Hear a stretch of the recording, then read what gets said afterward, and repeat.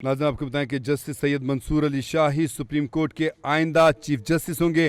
Capital TV के बावसूख ज़राए ने हतमी तौर पर दावा किया है कि जस्टिस सैयद मंसूर अली शाह ही सुप्रीम कोर्ट के आइंदा चीफ जस्टिस होंगे। नाज़रीन, कैपिटल टीवी हमेशा आपको हतमी और बावसूख ज़राए के हवाले से ही खबर देता है, कभी हमने कोई फेक खबर आपको नहीं दी है। हमारी हतमी इतलात यही है कि जस्टिस सैयद मंसूर अली शाह ही सुप्रीम कोर्ट के आइंदा चीफ जस्टिस होंगे। और मुसद्दका ज़राए बताते हैं कि रवा जस्टिस मंसूर अली शाह की बतौर चीफ जस्टिस ऑफ पाकिस्तान तैनाती का नोटिफिकेशन जारी कर दिया जाएगा। जस्टिस मंसूर अली शाह की बतौर चीफ जस्टिस ऑफ पाकिस्तान तकर्री का नोटिफिकेशन जारी करने के लिए हुकूमती हलकों ने हतमी फैसला कर लिया है। एंकर पर्सन जुल्करनैन भी हमारे साथ लाइन पर मौजूद हैं, उनसे भी बात करें। जी Zulqarnain, chief justice Syed Mansoor Ali Shah supreme court के चीफ जस्टिस बनने जा रहे हैं, मुसद्दका इतलात यही मौसूल हो रही हैं, आपके ज़राए आपको क्या बताते हैं? जी देखिए, सोर्सेस तो ये बता रहे हैं कि मंसूर अली शाह साहब का ये नोटिफिकेशन करने जा रहे हैं सुप्रीम कोर्ट चीफ जस्टिस के लिए। लेकिन इसमें दूसरा पहलू जो देखने वाला यही है कि गवर्नमेंट जो अमेंडमेंट्स ला रही है उसके तहत आईनी कोर्ट जो बने वो काजी फैज ईसा साहब को बना रहे हैं।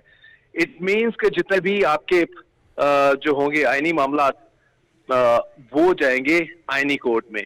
तो इससे कम अज कम आप कह सकते हैं कि वो जो सुप्रीम कोर्ट की पावर्स हैं, पावर डिवाइड हो जाएंगी इन दैट सेंस में। तो इसलिए गवर्नमेंट के लिए इतना बड़ा अब इशू नहीं रहेगा मंसूर अली शाह साहब को लेके कि वो अगर chief justice of supreme court हैं तो उनके लिए वो कोई प्रॉब्लम क्रिएट कर सकते हैं, चाहे वो आगे इलेक्शन का ऑडिट हो, उससे रिलेटेड पिटीशन हो, ट्रिब्यूनल बनने हैं उससे रिलेटेड हो, या अब जो है पार्लियामेंट के मैटर्स जो हैं वो उनको पार्लियामेंट जो कानून बनाता है वो चैलेंज होते हैं, वो सारे जाएंगे अब आईनी कोर्ट में। तो इसलिए गवर्नमेंट जो है इसमें कॉन्फिडेंट नजर आ रही है कि मंसूर अली शाह साहब को बना दिया जाए चीफ जस्टिस सुप्रीम कोर्ट का, और आईनी कोर्ट के लिए काजी फैज ईसा साहब is the best choice for the government. आपके कहने का मतलब है जैसे चाहे में गोइयां हो रही थी कि आईनी अदालत बन गई तो जो सुप्रीम कोर्ट है ये भी एक समझे कि जैसे बाकी छोटी अदालतें हैं वही पोजीशन हो जाएगी कि हतमी पावर तो उसके पास होगी, बस ये रस्मी कार्रवाइयाँ बाकी ये करेंगे। हाँ जी, आप ये कह सकते हैं कि वो जो सुप्रीम कोर्ट का एक पूरी पावर्स होती हैं, या जिस तरह अभी आपने कहा कि इसको दूसरे अल्फाज में कहा जाए कि सुप्रीम कोर्ट इररेलेवेंट हो जाएगी इन दैट वे, तो yes that is the case, that is the case. और तो इसके बाद क्योंकि आईनी और कानूनी माहिरीन सब बैठे हुए हैं तो इस आईनी अदालत कामयाबी से बन जाएगी, क्योंकि इतनी रुकावटें तो पहले भी आ रही हैं, अपोजिशन भी तस्लीम नहीं कर रही है, अपने कानूनी हलकों में भी इसके हवाले में तशवीश पाई जा रही है। देखें उसमें उसका रास्ता तो काफी हद तक हमवार हो गया ना।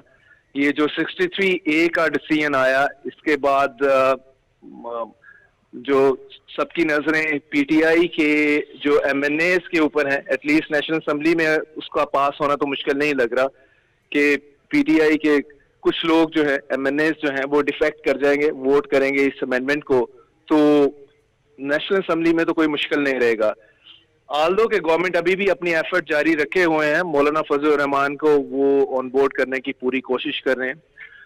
इसाक डार साहब की भी मीटिंग हुई है मौलाना साहब से, और उनसे जो प्रपोज मसवदा है वो उन्होंने शेयर किया है। तो इन केस वो ऑन बोर्ड हो जाए तो आसानी हो जाएगी, आगे सेनेट में भी इसमें पास करवाना है। अगर ऐसा नहीं होता तो अल्टरनेट गवर्नमेंट के पास मौजूद है।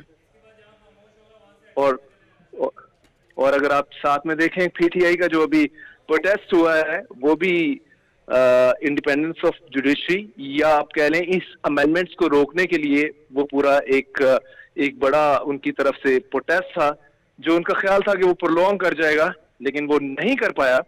तो ये भी एक गवर्नमेंट की ही विक्ट्री है इनफैक्ट।